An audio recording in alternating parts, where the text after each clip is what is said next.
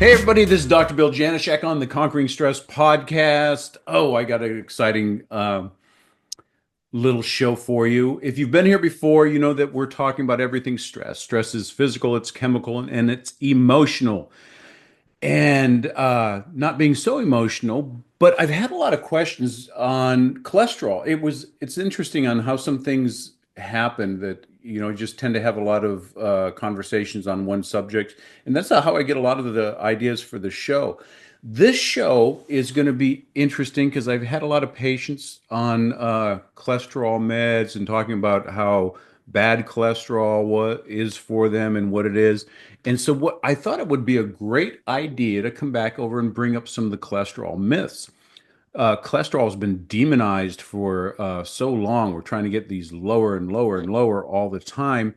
And I'm always having good conversations with my good friend, Glen Depke, traditional naturopath, speaker, trainer, travels all across the country teaching doctors and different facilities on his special style on taking care of people and getting to the root cause of issues that they have. When we talk about these things, we just kind of go back and forth, and it always brings on something more questions for him. And I go, oh, Glenn, we got to have this. I got to record this so I think everybody else can benefit from listening to some of the ideas and the great things that are coming out of our conversations. So with no further let me get back over here and welcome Glenn. Glen Depke, how are you doing on this wonderful day? I am doing fantastic. Thank you for asking. You're in town, and that's an odd thing for you. You're traveling like a beast. Yeah. I travel quite a bit, and I really enjoy when I'm in town. At heart, I'm a homebody. Yeah, so well, as much as I love to travel, more than that, I love being home. So it's a good thing. And it's good to have you home. And it's funny, we've been in the same office for a couple of years now, ever since you started really traveling. And it was funny. Oh, this is great. We can hang out more. And you travel more than anything. I see you more on Zoom than I do see you live. But the conversation with the cholesterol was like I said, it's just been coming up. I think maybe because I'm recording this in March, and in February is Heart Month, and I was just doing a lot of talks on heart health, and then saturated fat comes up, but always cholesterol, and I was a little bit amazed on how it's still shocking to people that they don't really. It's like a 1970s or 1960s version of healthcare and what we've come to believe about cholesterol. But I knew that you'd be the perfect person to talk about because you're kind of like the hormone and menopause king, and you're always talking about cholesterol and root cause. So I wanted to bring you on and discuss, what's your take on cholesterol? It's such an interesting subject, Bill. When we think about it, a lot of people don't know this, but back in the first studies on heart disease in the early 1900s. So, granted, 120 years ago seems like a long time, but it's not much. It really isn't that long ago, right? So when they first studied heart disease, they only found 9 people in the U.S. that they could study. Wow. So now, and if you think back in the early 1900s, when we were eating, butter and cheese and lard and bacon fat for cooking and like all these things, you would think that we would have all these cholesterol issues. Or another example, like the traditional Eskimo. Like most people don't know, like a traditional Eskimo who lives in the frigid north, right? They eat mostly like fat from animals. Most of their diet is fat from animals. Second to that is protein and almost no carbohydrate. And in the traditional Eskimo language, there isn't even a name for heart disease.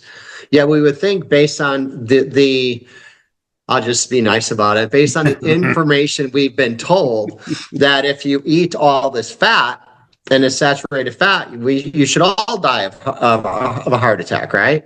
Yet that wasn't going on. And then we get into like, it was convenient that you brought up like the 70s, because it was in the 70s when our government decided to get into the nutritional recommendation business. And I think, I like to think that there were good intentions. That, hey, let's make the culture healthier. So they looked at some research, and unfortunately though, it wasn't like a group of cardiologists and nutritionists and naturopaths and chiropractors and everybody getting together deciding what we should do. It was, my understanding is that grouping was a bunch of politicians and attorneys just looking at whatever random research they can come up with. And they came up with the fact that we should all stop eating fat. You remember the 70s when everything was no fat or low fat? Carb load. Oh yeah. Eat, and that's when like the Great American Bagel and Einstein Bagels, they were like on every corner of every street. It was like a Starbucks now, right? Yeah, because everybody was eating their bagels with their and they were putting on the margarine. Yeah, because margarine was healthy, which is one molecule away from plastic. And it's and really back in the 70s, most of our margarine was actually artificially made trans fats, which has been now proven to be that's like a death sentence for people. Yeah, we were told that all this was healthy. And I'll tell you, Bill, there was, back in that day, like, it's funny because I wasn't even planning on this part of the discussion at all until you brought that up, and it kind of jarred my memory with all these things. So back in the 70s, Haagen-Dazs, I think, saved my life. and it's because you think of back in the 70s when everybody's going no fat and low fat, there were people like me who were closet Haagen-Dazs eaters. So I literally, and this is honest truth, like, in my home with my wife at the time and we were focusing on no fat and low fat as well. I was eating a bunch of like white meat chicken and a lot of whole grains and vegetables. I was juicing every day, but I was staying away from red meat and fat because that was going to kill me, right? Yep. And I didn't realize the benefit that I had when I would go to the grocery store and I would buy a pint of Haagen-Dazs. My favorite was always chocolate and peanut butter. I would buy a pint of Haagen-Dazs. I would eat it before I got in the house. And I wouldn't throw it out in the garbage can in the house because I didn't want anybody to catch that I was eating all this fat. So I'd literally go to the garbage can outside and throw it away outside. So my closet Haagen-Dazs was actually something that probably had a positive impact on my health because it was a way of getting in fat that I actually enjoyed, right? But it's hilarious though when you really think about it. Even just from a cholesterol perspective, Bill. And I know you know a lot of this, and but we're here because of others that maybe don't. Is cholesterol is essential, right? We need it for every cell membrane is composed of cholesterol. Every fatty myelin sheath in the nervous system requires a lot of cholesterol. Your brain does, your liver does. Your brain uses about 25% of your body's cholesterol. And a big thing that I do in my practice all the time, I work with the hormonal system with 100% of the people that I work with. And what a lot of people don't know is that one of the key ingredients for you to manufacture hormones in your body is actually cholesterol. Yeah, and the interesting thing, and I love it when, here first, Bill, tell me what you've like in the rhetoric that's out there in the mainstream information. What have you heard is the main cause of cholesterol? What you eat red meat, saturated meat, fats. That's going to cause it. We also need to. The lower, the better. If we could do away with any cholesterol in our blood, you're just going to get healthier and healthier. LDL is bad cholesterol. It causes plaquing in the arteries, and it's clogging your arteries and hardening them, and it's just going to kill you. Those are the big ones, and then there's the subsets of those. It's funny because we didn't plan any of this out. Like, you didn't know I was going to throw that question at you, but because I wanted to get the kind of the real and raw response from you, right? And so even from the aspect of we need to stop eating red meat and fat and the saturated fat, and we get it because of the food we eat. And you have number one recognition: 80% of the cholesterol that's in our body's produced. Mm-hmm. We only get about 20% from our food. And it's even there's different forms of cholesterol as well. And typically the body utilizes what it's produced, and it doesn't utilize what we get from food. And so the thought that we're going to eat eggs and we're going to, that's what made our cholesterol go to 240 is really ridiculous. Yeah, because when we think about it from the perspective of the body, most of it is produced in the body, primarily in the liver, but really throughout the cells in the body, cholesterol is produced. And again, it's produced to manufacture hormones. It's produced for myelin sheath. It's produced for your brain. It's produced for your liver. It's produced to manufacture hormones, the cell membranes, all the different things we talked about. And it's because of a need, right? And you and I, the one thing that we talked about the other day, you brought up one of the older studies tied into this from years ago, where back in the day, it used to be a normal cholesterol was under 260. Yeah. And then I think it went from that to under 240, and then it went from under 240 to, I think from there it went to under 200. And what's so interesting though, when you really look at the research, so number one, most of your cholesterol is produced in your body. 80% of what your body uses in cholesterol is a production in your body based on a need, period. Regardless of where you're at. Now, back in my day when I used to work with Dr. Mercola in his clinic in Illinois before I moved to California, we would look at lipid protocols for everybody. We would do the blood testing, we would see the HDL, we would see the LDL, we would see the VLDL, and we would see the triglycerides. And our thing, like, we never really made any kind of recommendations based on a total cholesterol. Back in the day, and we have more information now than we did then. Back in the day, we used to always look at it from a perspective of like the HDL to LDL and ratios of those. I was taught when I was with Dr. Mercola that we want everybody to have an HDL at 55 or above, and then never have an LDL more than double the HDL. So if you had, so I remember one case from years ago. It was a gentleman who ran triathlons. So this is a guy who's like, he's buff, he's training all the time. And he came in to Dr. Mercola's because he couldn't even train anymore. And the way the story went is his doctor told him that he was going to drop of a heart attack at some point because his cholesterol was so high. So he put him on a statin. And then the statin affected his liver and affected his muscular system to the point where he couldn't train anymore to be a triathlete, which is what he was, right?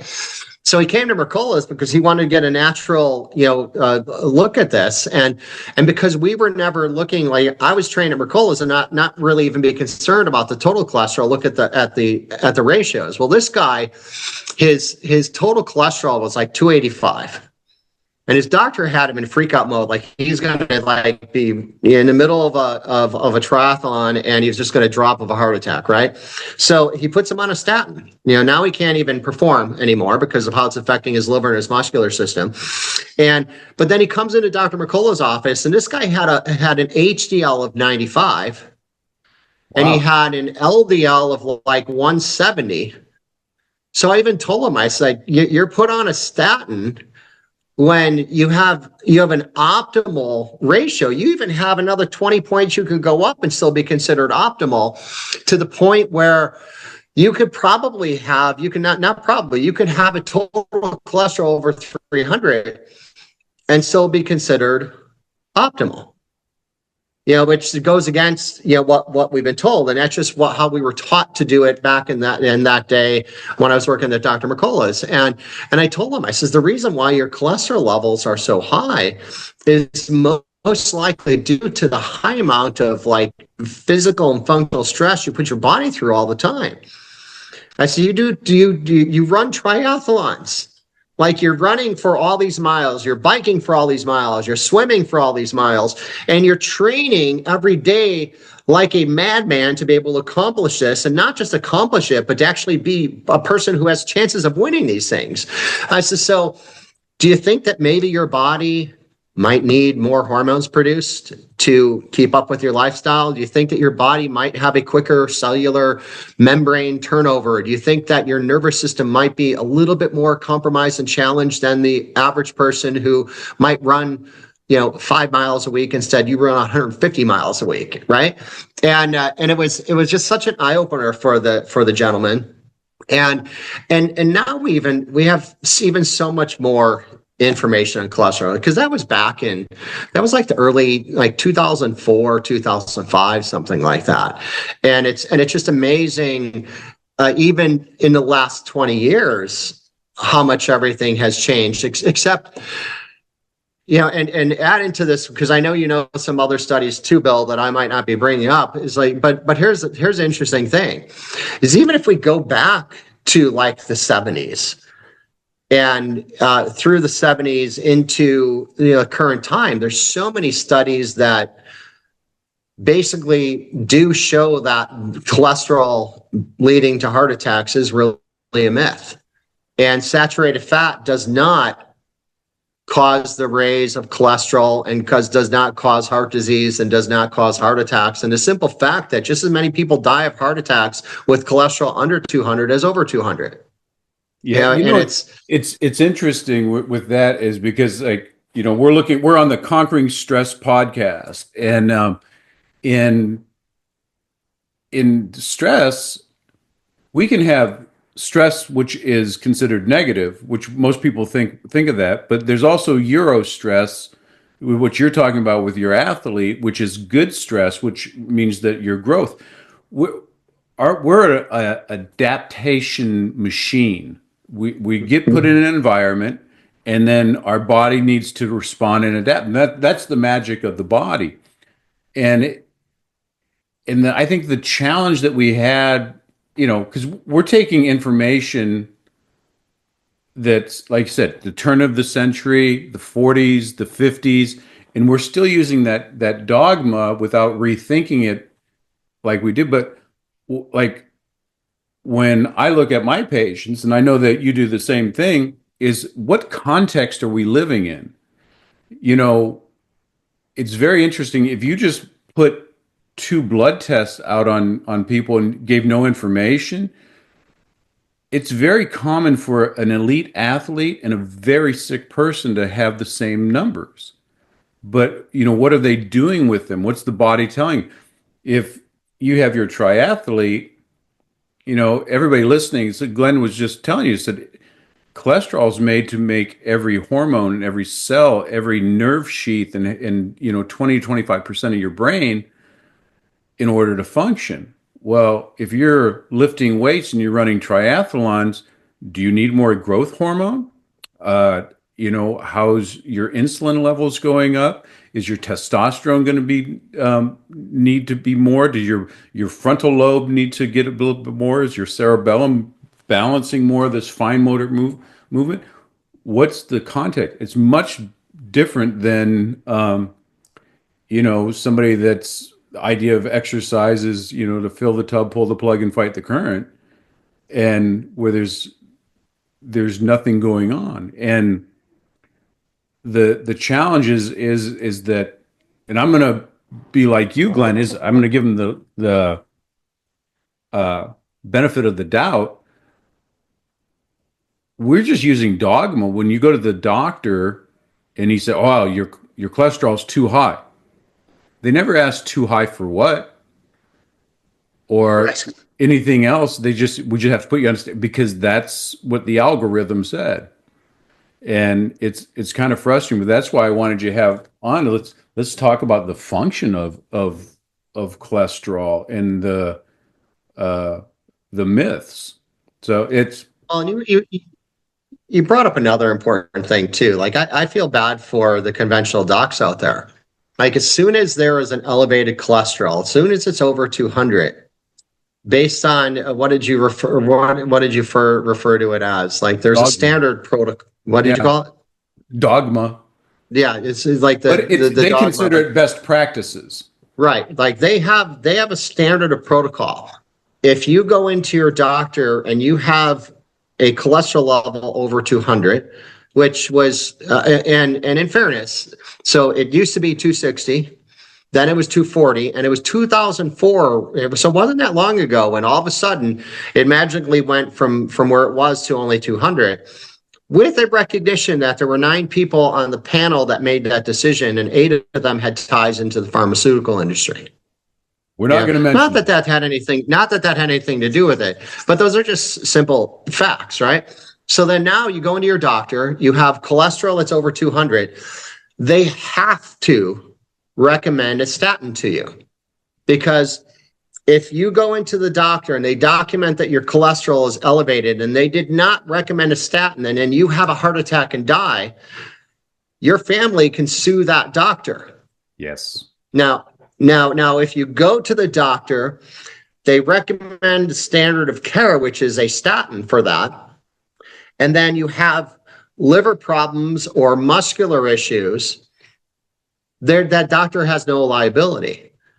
And it's a shame too, because I believe there's a lot of doctors out there that do think out of the box, and they think of, like, I think ultimately the best marriage out there is to take the best of conventional medicine and the best of holistic care and really put it together. And I think there's a lot of doctors out there who do think like that, yet their hands are tied, right?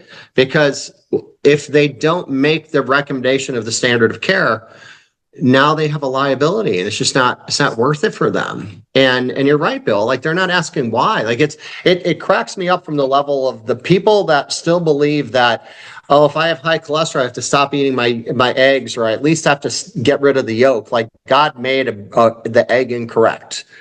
Like God made an egg, and man, he screwed up and he put the yolk in the egg. And thankfully we were smart enough to remove it and give it to the dog, right? And but the reality though is, like, an egg is a perfect food, and yes, it has cholesterol in it. But remember, 80% of your cholesterol is actually manufactured in your body based on a need determined by your body, and then we're told to don't eat the saturated fats, so now eat vegetable fats, now all the seed oils. Now this is a big thing now. It's like, well, Bill, like I'm the national educator for Dr. Mercola, and Dr. Mercola is on a big, focus on low PUFA diet. So getting rid of seed oils, like, because seed oils are newer. Yeah, so remember I mentioned earlier that back in the early 1900s, they wanted to study heart disease, and only found 9 people had it. Well, it was after that time that then seed oils started to become popular. And then all these seed oils were then becoming, they were being hydrogenated. So now these are trans fats, which is a much bigger danger than anything, because ultimately, and so we're told to eat something that's even a bigger problem than what we were eating before then, which really wasn't even a problem, right? And we're even thinking of it like cholesterol is running through the arteries and causing the problem. Well, here's a newsflash for all of you. Cholesterol cannot move through your blood. It's physiologically impossible for cholesterol to move through your blood on its own. You see, cholesterol has to have, like, I love analogies. So think of your arteries as like rivers, and think of cholesterol like if you were to if you had a river and you pour a little bit of oil in the river. Like the oil can't mix with the water, right? You'll see the oil sit on the top. Well, in order for cholesterol to move through your body, it's got to have a container. And it's so my analogy is like if you have a river and then you have a boat. So in order for your cholesterol to move through your body, it has to be in the boat so it can actually move through the river. So that's a good analogy on how it moves through the body. And then the boat doesn't only contain cholesterol. This is what to me is so amazing. So like when you look at your cholesterol, you hear of HDL and LDL, and most of the time they also measure a VLDL with that. There's also something called an IDL, which is an intermediate density lipoprotein. But the breakdown of these, like the VLDL has that boat contains 10% protein, 22% cholesterol, and 50% triglycerides. So 50% of fat. The intermediate density lipoprotein, the IDL, which a lot of people don't hear of, this contains 18% protein, 29% cholesterol, and also 50% fat. Whereas the LDL, so the low density lipoprotein, which we call bad cholesterol, which really isn't bad, it's just an LDL. It's 25% protein, 46 to 50% cholesterol, and then about 31% of triglycerides of the fat. But then the HDL is the high density lipoprotein, which we call the good cholesterol. This has the highest amount of protein. This has 33% protein in it, only 30% cholesterol. But here's the kicker. This only contains like 4 to 8% of triglycerides of that fat. Yeah, so, and it's all in the boat. Now, if you think about this, using the same analogy of the boats going through the water, well, if you've got a river and you've got like 5 boats going through the river, it's pretty easy to avoid the other boats because you'll see the other 4 boats as you're going through the river. But what if that same area of the river, instead of having 5 boats in it, has 100 boats? That's where we have problems. So it's not what's in the boat. It's the fact that there's too many boats in the water, right? And this whole aspect of, like when we really look at this is what I tell my clients all the time. The problem isn't the cholesterol. The problem isn't, here's my dog in the background making herself comfortable. She's obviously bored by the statin, the statin cholesterol conversation. But if you think about it from the perspective of like with the, how does this cause, like we think of arteriosclerosis, where the hardening of the arteries, right? Well, this really only happens when a boat, with this analogy, parks itself in a no parking zone. So it parks itself, into that inner layer of the arterial wall, but it parks there inappropriately. And then when one of those boats parks there, it's almost like cockroaches in the inner city, where like one cockroach goes in and they all get in there, right? And it's all like where this cholesterol is being deposited somewhere inappropriately. And when we think of like the major cause of all this is all the things that we're dealing with that are driving inflammation in our lives. Like this is the bigger deal. You think of all the things that you and I talk about all the time, like eating foods you're sensitive to, having infections in your body that are chronic, really even overuse of your body to where it's there's chronic injury causing chronic inflammation. You think of all the toxins in the world we live in. You think of all the free radical activity, oxidative stress we go live with on a daily basis. And like even that oxidative stress and free radical activity is a part of just normal living. But the environment we live in, the water we drink, the air that we're forced to breathe, like there was the level of toxins we're exposed to on a regular basis. These are all the things that are driving this inflammatory response, which is really the bigger issue.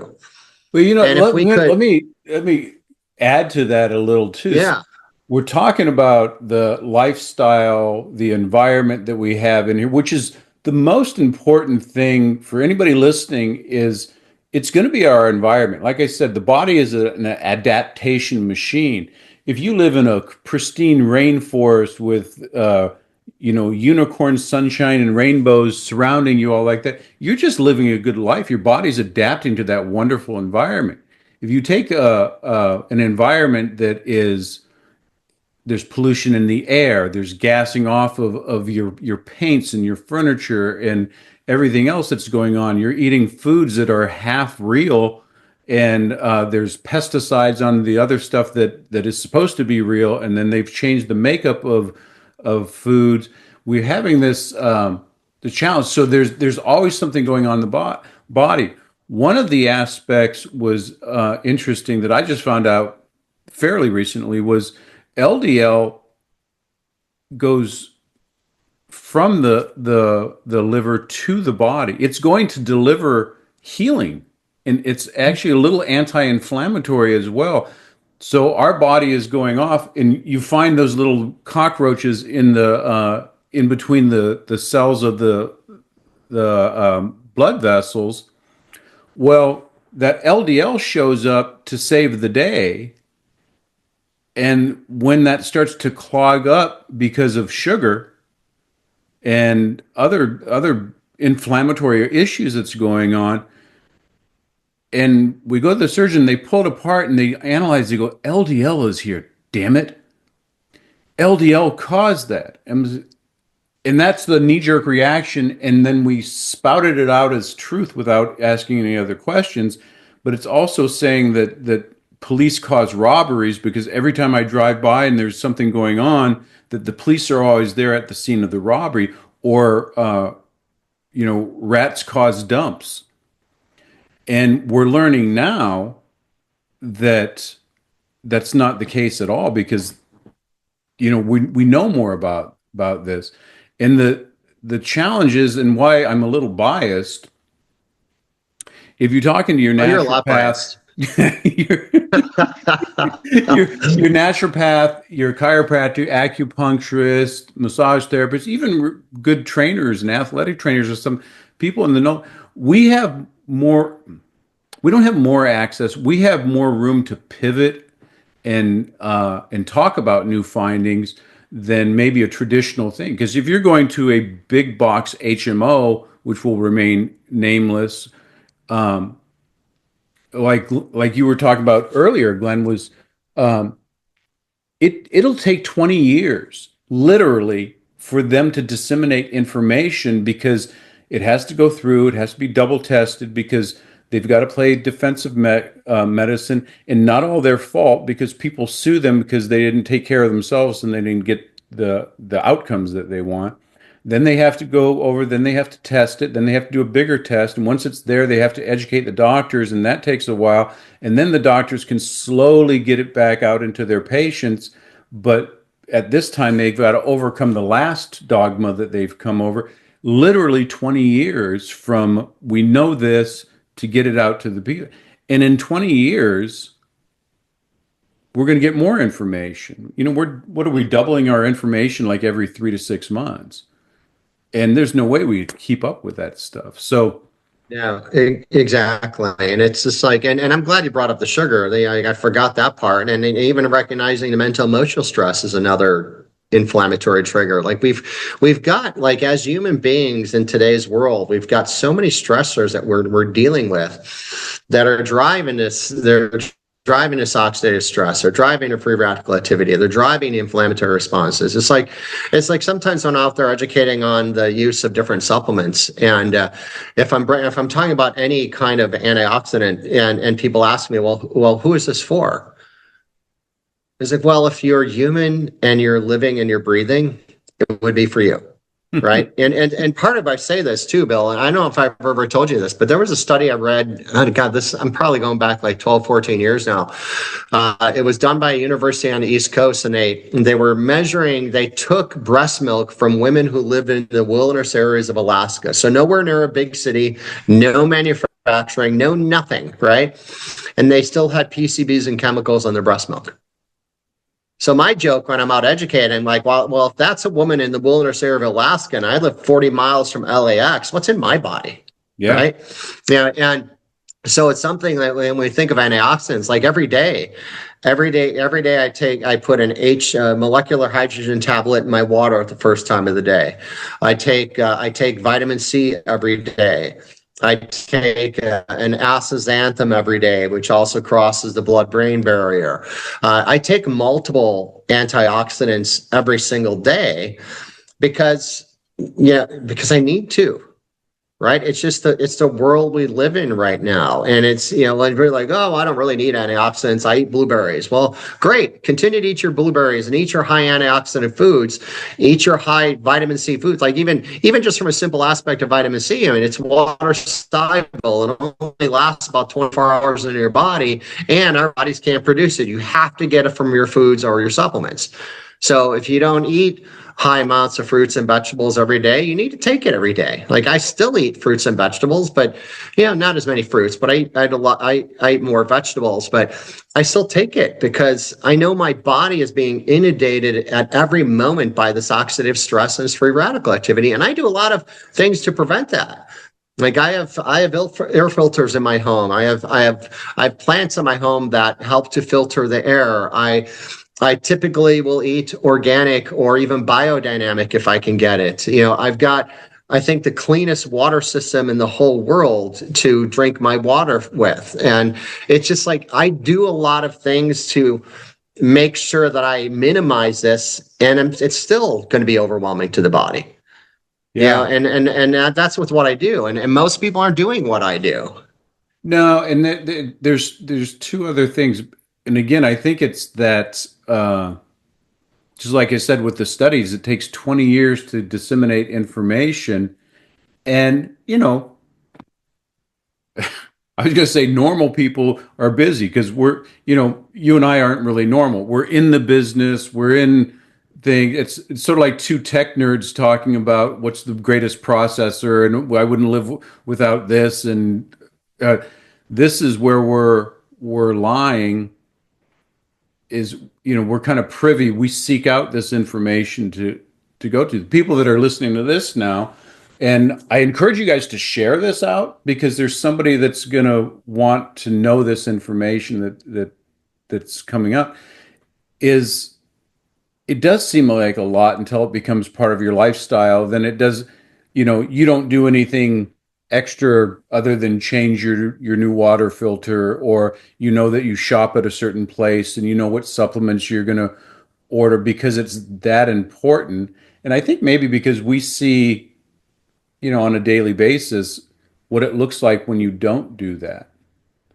And I wanted to get this conversation out because I had a patient that they had it was last week. They came in, their cholesterol was 150. Uh they were on statins. Her doctor was ecstatic that it was so low.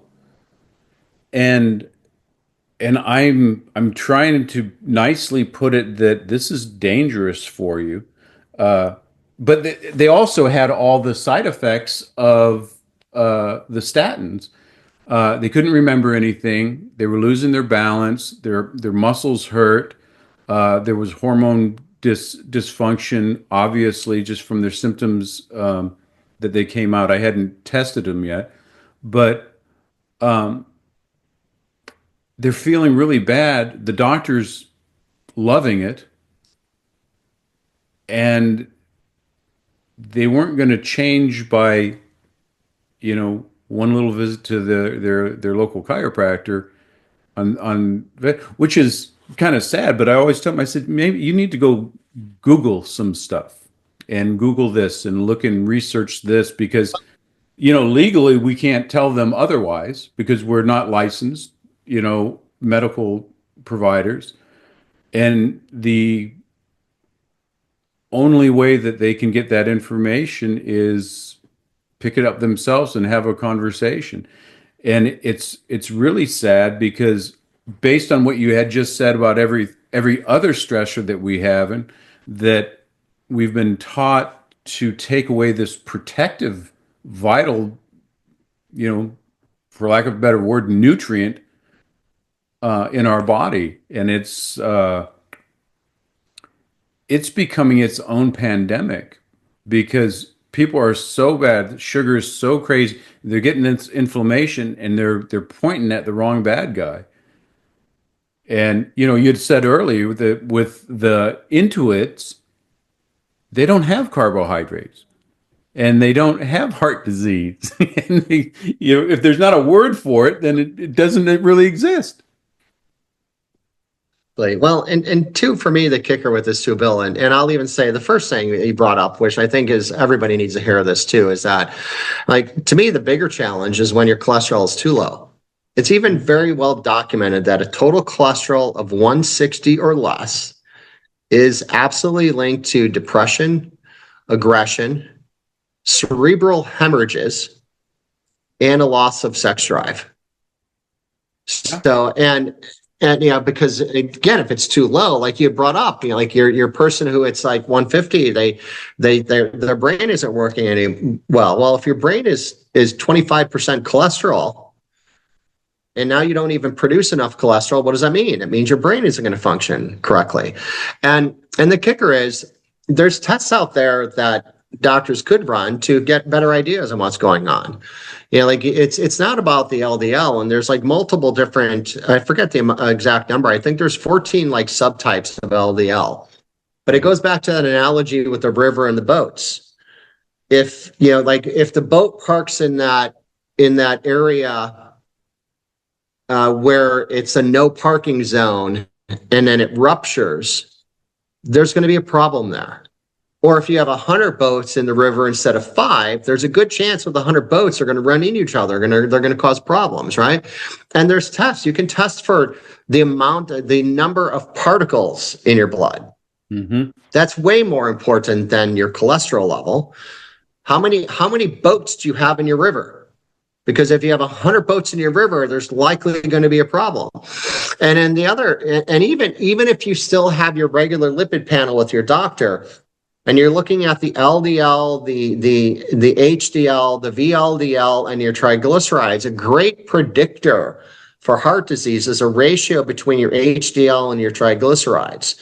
And basically, you never want your triglycerides more than double your HDL. So if your HDL is 50, you never want your triglycerides more than 100. But then you have people who have an HDL of like 25, and like most, from what I've seen, most standard blood tests say that still an optimal level of triglycerides is up to 150. Well, if you have an HDL of 25 and an LDL and triglyceride of 150, that's not a good future for you, right?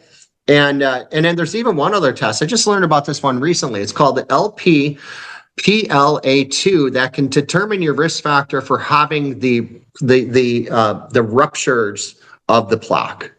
That's where you see even the deeper issues. That's I've never measuring seen the softness or the hardness yes. of the plaquing.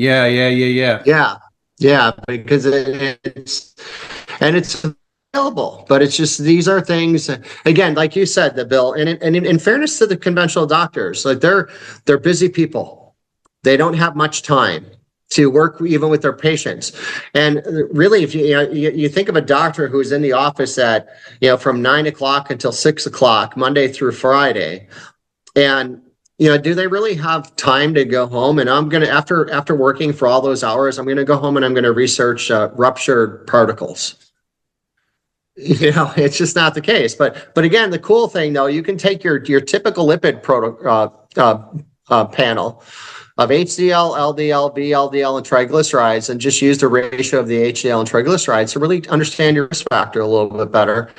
And as the thing that I always love when people share this, because it's so important, is that you should really care mostly about chronic inflammation, not cholesterol. Yeah. And again, Bill and I are not licensed medical doctors. We would never tell you to stop taking your statin. That's between you and your practitioner. That's you and your doctor have to make that decision. I just tell, when I have clients who are taking a statin, I just give them information. And I always tell them, I says, then I tell them, I say, I can't take you off the statin.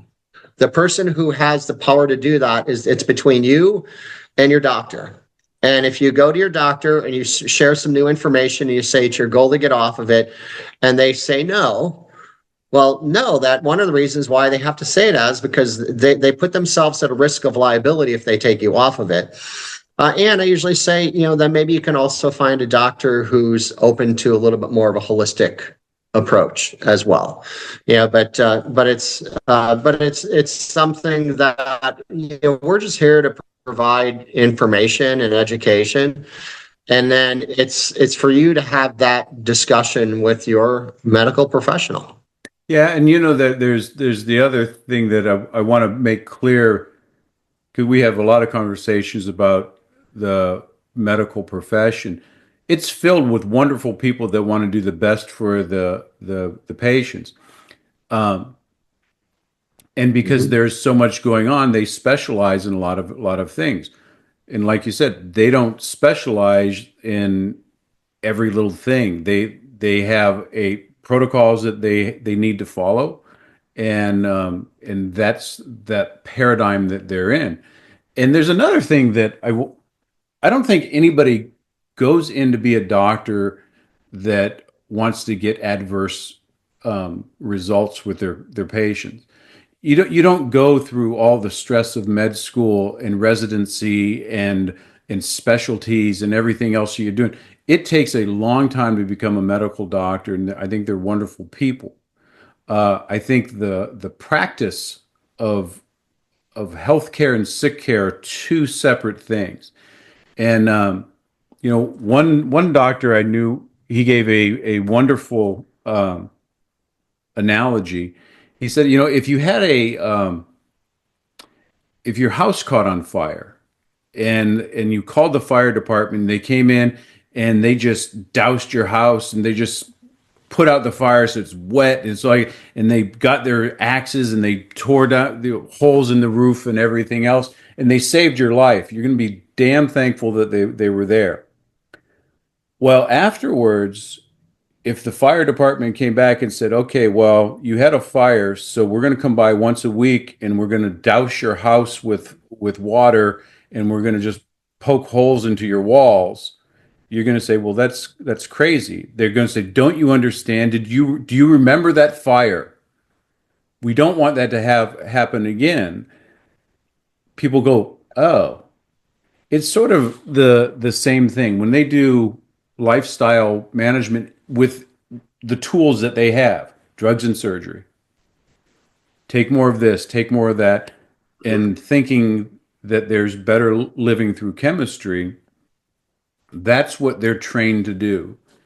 And I think you told me years ago, Glenn, you had a brother-in-law or something that was medical doctor, says they said, "Shut up, Glenn. People come to me because they want drugs." Was that a friend or a brother-in-law? Do you remember that story? Well, I was having a friendly and heated conversation with my ex brother-in-law, who is in conventional medicine, but he was a healthy guy. Like, he ate well, he worked out, he took care of himself, so he understood that you have to do right for the body. But in the midst of this, we were having a friendly and heated conversation about this drug for pain that was actually causing a lot of problems for people. And then finally, at one point, he says, just, Glenn, you have to understand something. He says, what we do is called medicine. What we're trained in is medicine. What people come to us for is medicine. If they want to be healthy, they go see somebody like you. And it's just a different approach. And even, I love the analogy you just gave about the fire. I've never heard that before, but I want to add to that analogy, is I want people to recognize that it's you that's starting the fires in the house all the Yeah. time.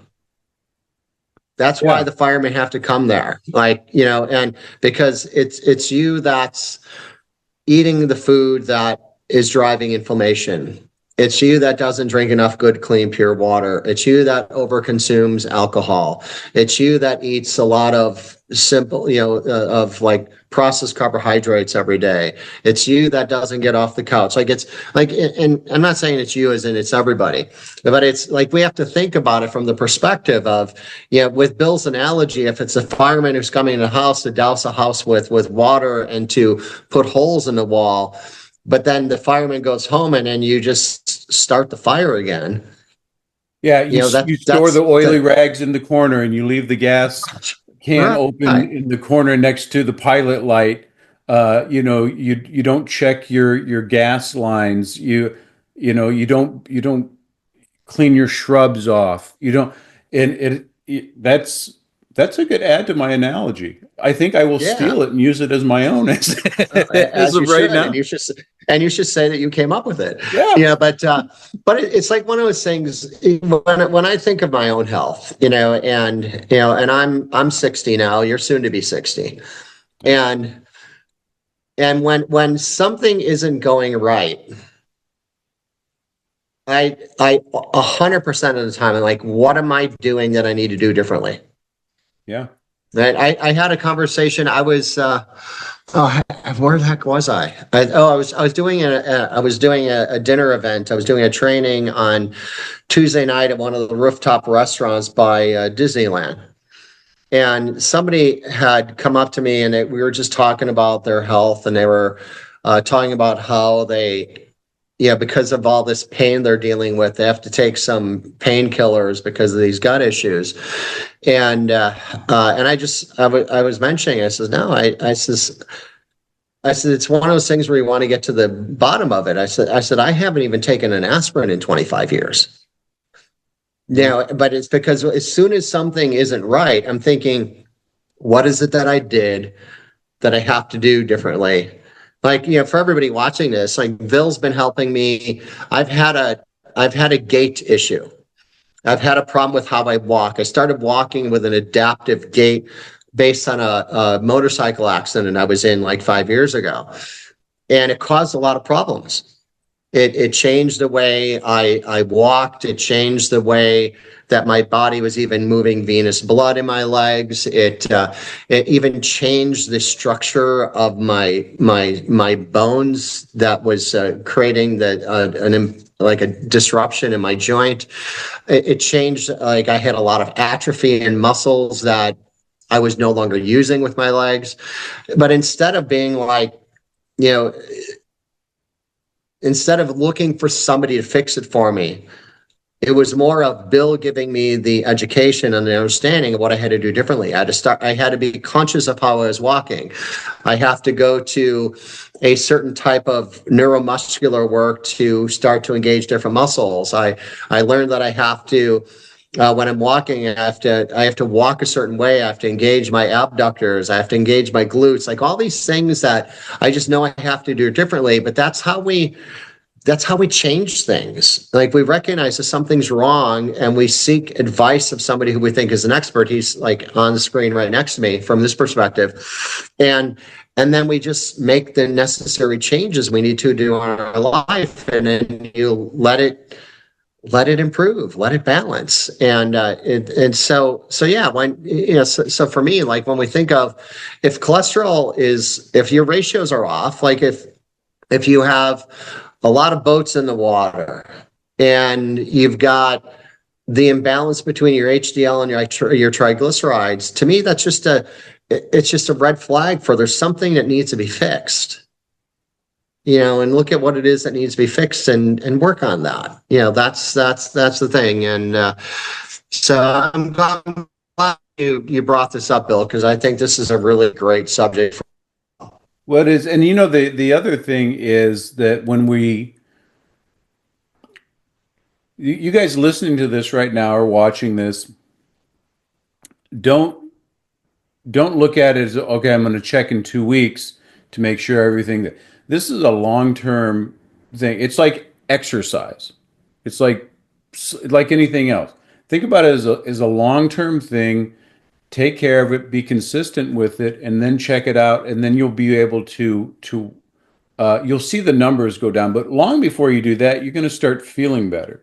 So like the person that I was talking about, that they were 150 and trying to get lower, stop it and then just kind of watch cognition come back, you watch sleep getting better, you watch morning erections coming back over the digestion coming in, and all this other stuff.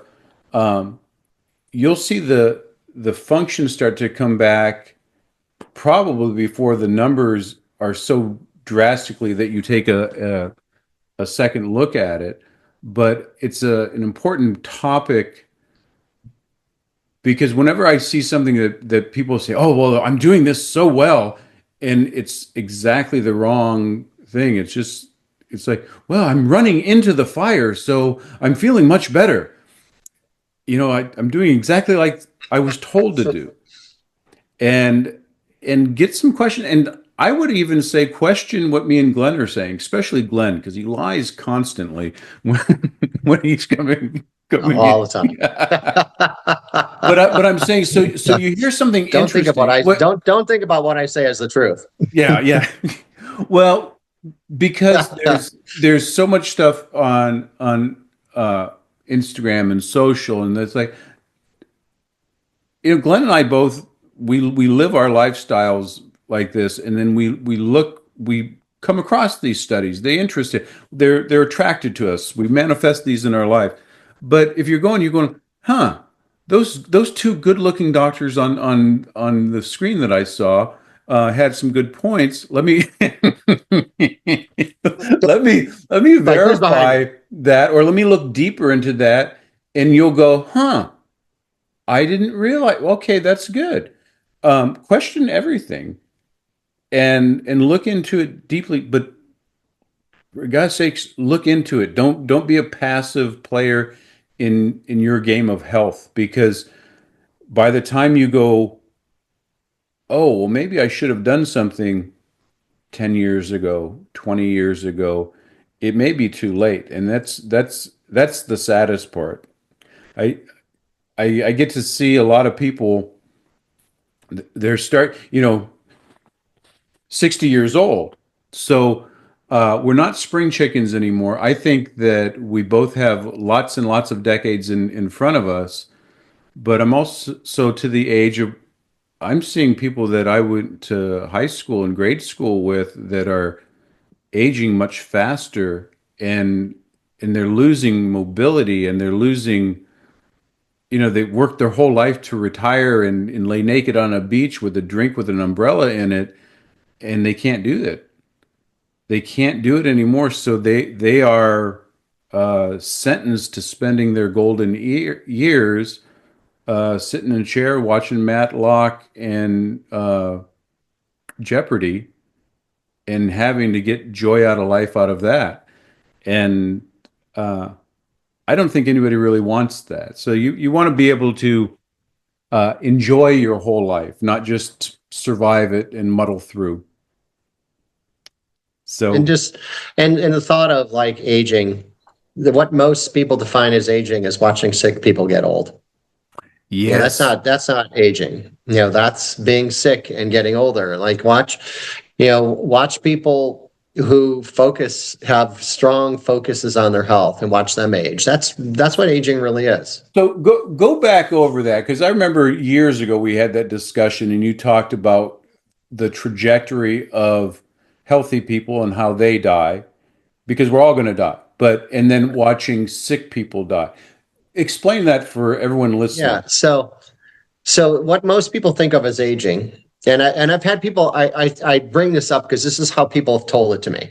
People have said, well, in your 20s, you're healthy, you're vibrant, you can stay out later, you can have less sleep, you still wake up, you still function at a high level, you're lean, you're energetic, you can do whatever you want, you feel good. And in your 30s, all of a sudden the lack of sleep is starting to affect your next day. You're gaining some weight around the midsection. The sleep isn't as good as it used to be.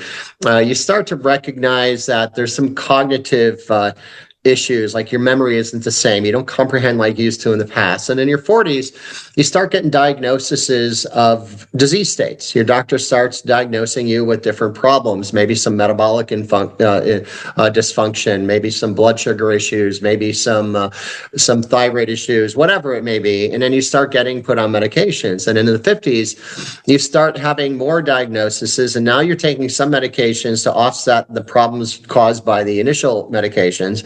And then someone in your like 60s and 70s, you're on more meds and you have surgeries and then you die. Well, if that's the natural aging process, sign me out. I want nothing to do with it. And that's not natural aging. Natural aging is You start at a level in your 20s and you have a very slow, steady decline, so slow that you barely notice it. And then very close to the end of life, you have a deep dramatic drop off and then you're gone. Yeah. That's the natural aging process. So we used to have, he died in his sleep of old age. And it was just, he just stopped. He didn't wake up, or she didn't wake up. And that's that dramatic drop that we should have had. But I remember when you told me that years ago, and I'm going, yeah, that is how sick people die. I'm too tired. Well, I'm getting to that age, and I'm not 18. And I hear 25-year-olds, well, I'm older now. I'm like, dude, you're 25 years old and 35 years old. And people come to expect some sort of dysfunction. And if they're told that, well, it's normal, this is normal, you're just going to have to live with this, you're just getting older. Well, why would you fix normal? You wouldn't look to go fix normal. Well, this is what happens. And just like the cholesterol story, and we do one on salt and other things later, but if we're told that this is normal, there's no reason to go out. Why would I waste my time on doing if this is how life is? And it would be like, Bill, it'd be like me accepting that I just have problems in my legs I have to live with the rest of my life. yeah, And I can easily say that because I watched my dad really struggle for the last 30 years of his lives with the health of his knees and his legs and his hips and everything. So I can easily say, oh, well, this is just what happens. I watched my dad with this too.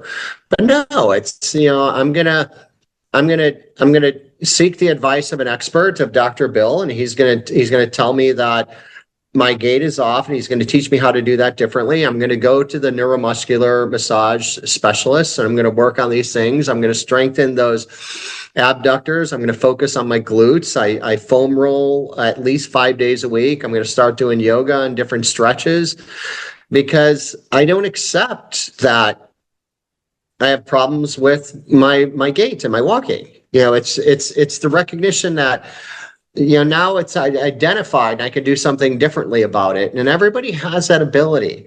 It's just that, again, you said, Bill, if you think that's normal, then you accept it, which means that there's nothing you can do.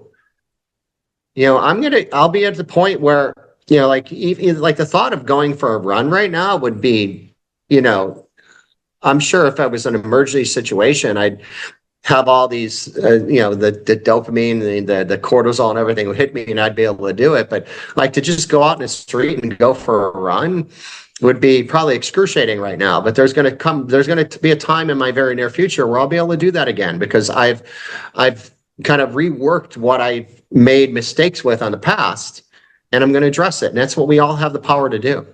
well, and like I said, I'll go back to time and time again that we are an adaptation machine, and I think a lot of the stuff is that we don't trust our bodies. We don't have a lot of faith in our bodies, but we can adapt. We can change. Who knows the upper limit on our adaptation abilities, but we go off and change one thing and you change another thing and you put yourself in different environments, and that's your food, your drink, your breath, your sleep, your elimination and stuff. So we'll have to have you on again, and we should probably do a whole thing on adaptation and the things that you can do and some tips and tricks and some other things. But I really wanted to get on this, and I wanted your perspective. I wanted everybody else to hear your perspective on the cholesterol because it was one of those. I think it was a truth at one time that outlived its usefulness, and we have new perspectives and truer perspectives. And I wanted your expert opinion so everybody could hear it from the horse's mouth on on Well, that. and two, what I'll do, Bill, is I'll give you I'll send you a link. I think one of the best or no, not I think. in my mind, the best book ever written on cholesterol was written by Dr. Johnny Bowden and Dr. Sinatra, who was arguably one of the most well-known cardiologists. He's passed now. Johnny's still alive, and Johnny's more of the holistic guy, and Dr. Sinatra is the conventional cardiologist with a holistic twist. And they put together the book called The Great Cholesterol Myth, with a subtitle of Why Lowering Your Cholesterol Won't Prevent Heart Disease and the Statin-Free Plan That Will. And so I'll give you a link to that you can put along with this. So that's just like the best collection of information I've ever seen on this subject. And because even what we shared today is just like a tip of the iceberg of the information that you can get from this. No, Yeah. good. That is a classic book in that, and the reason I like that book is because with Johnny's huge nutrition, I mean, background is gold standard, and then you have Dr. Sinatra, who comes from the traditional level and a cardiologist, and it shows these two ends of way of looking at cholesterol on research, them actually working with clients and patients, and from both aspects of it. So we'll put that in the show notes as well, so that you guys can go look that up. And again, question everything. Go do your research. Look at all the studies, and you can ultimately make up your own mind. So with that, we're gonna head out a little, and I will be, I could talk forever. Me and Glenn get to have those conversations a lot. Uh, Usually it's just sitting over coffee or just hanging out over dinner or something like this. But this is something that I really wanted you guys to eavesdrop on. So at this point, this is Dr. Bill Janeshak with the Conquering Stress podcast. This has been all about cholesterol. I want you guys to click and subscribe and share this information with somebody. We've mentioned about a lot of signs and symptoms that people might have feel. This is something, if you can go and talk to your doctor, talk to your naturopath, talk to your chiropractor, whoever it else, go out and get the help that you need. And until next time, we'll see you. Conquering Stress Podcast. Bye-bye.